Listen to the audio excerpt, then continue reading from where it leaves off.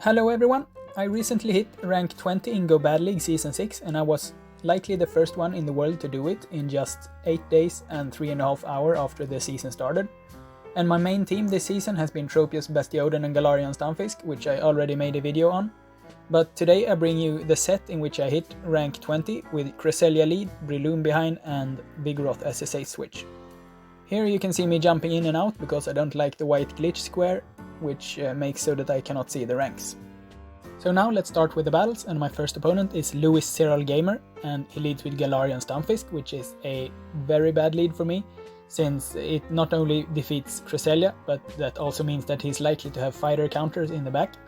So I safe switch into Vigoroth and he counter switches into Toxicroak, and that's fairly good for me, because now I will both be able to put the Toxicroak very low, but also I will be able to have a shield advantage.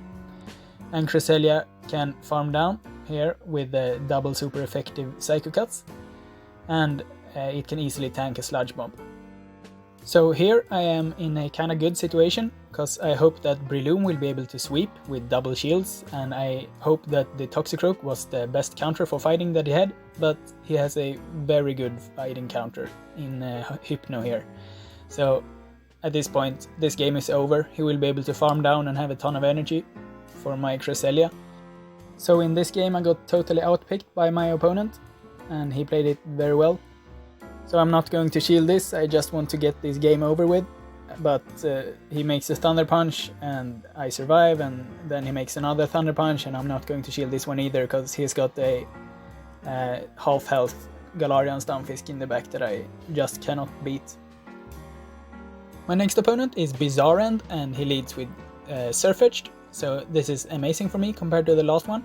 And he safe switches into Shadow Hypno, so I need to stay in for a while since Shadow Hypno defeats both of my Pokemon in the back. But I'm still in an okay position, but I am going to shield this first one in case it's a Shadow Ball, because I want to have my Cresselia healthy for the Surfetched. And then I will connect with another charge move.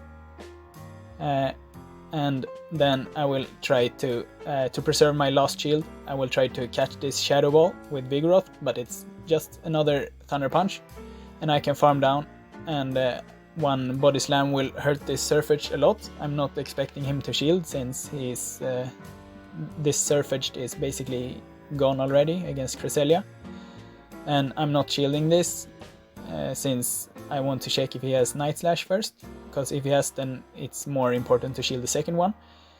And then my opponent's last Pokemon is Galarian Stunfisk, so at this point of the game Breloom will be able to cruise to a victory since it resists all of the moves from Galarian Stunfisk. So I'm not going to shield this, and I'm very glassy, so it still deals about 40% of my HP, but I saved the shield for Surfetched in case it had another move. My next opponent is JR13XZ, and he leads with Toxicroak, so that's amazing. But once again my opponent safe switches into something that also counters fighters, so I'm not allowed to switch once again. And my opponent made that charge move after 4 hexes, so I knew it was an Icy Wind. And then once again 4 hexes, so this is another Icy Wind, and there is no reason for me to shield. And I don't need that much HP to KO the Toxicroak later in the game. So at this point I'm very debuffed, so I'm going to switch in Vigoroth, and this Vigoroth has just one purpose in this game, and that is to soak some damage and reset the debuffs for Cresselia, since Cresselia is the one that will have to take down basically both Driftblim and Toxicroak. But my opponent doesn't shield, so the Toxicroak is already pretty low, and he also uses his energy, so Cresselia will be able to farm down. And then I'm in a fairly good position to finish this with Breloom, since Breloom has 2 shields, and my opponent has a Galarian Stunfisk, which is amazing, and I thought this was a Rock Slide, but it was an Earthquake, so maybe I should have shielded that, since Breloom is basically a fighting Haunter, it's that glassy. So I'm not going to shield this here, and I will trust Cresselia to finish the game, because I still have 2 shields, and Mud Shots from the Galarian Stunfisk are not going to deal any damage at all, almost. So at this point I have 2 shields and will be able to shield 2 rock slides, and I will fire off 2 grass knots before he reaches the 3rd rock slide. So I'm in a winning position. Even with just a sliver of health, Cresselia will be able to finish this game. Next up is a game against Destino in game number 4 of the set, and he leads with Skarmory, so this is very bad for me. I switch into Vigoroth and hope that he stays in, because Vigoroth is actually my best Skarmory counter in this line. But hopefully he has got something else for Cresselia and want to stay in. But here my opponent switches into Azumarill, and this is very bad, because now I don't have any answer at all to Skarmory. So this shows that this team is not that balanced, and double fighters is a big risk to play, because it has so many counters in the meta.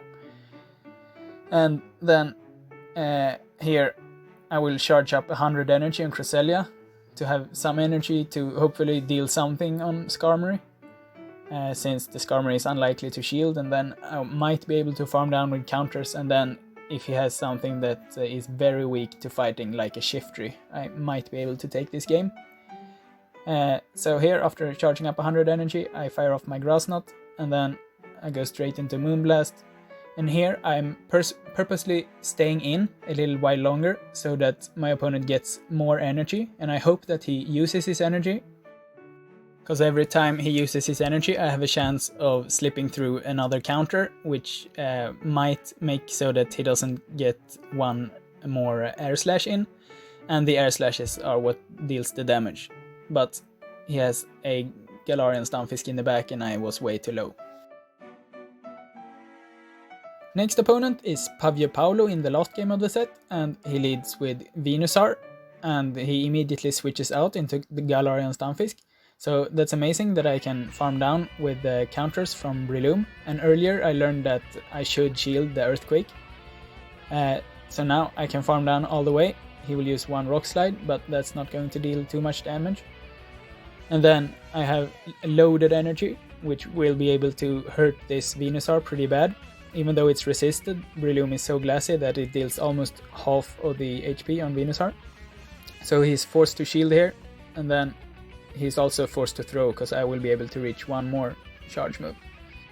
And now I will send in Cresselia once again to farm up some extra energy, and then my opponent counter switches into Scrafty, which is amazing for me because it's double weak to Fairy, so at this point Cresselia will be able to finish the game. So there's no reason for me to shield, and then a Moonblast will easily be able to one-hit KO a Scrafty, and then I'm switching in my Vigoroth to finish the game a bit quicker. But my opponent uses a charge move and then another one, and I don't see any point in me using another charge move, so I will just farm down with counters, and that's it.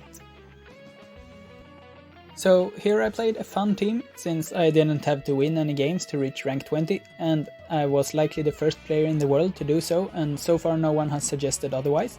But if you know anyone that was faster than 8 days and 210 minutes, please let me know. Thanks for watching!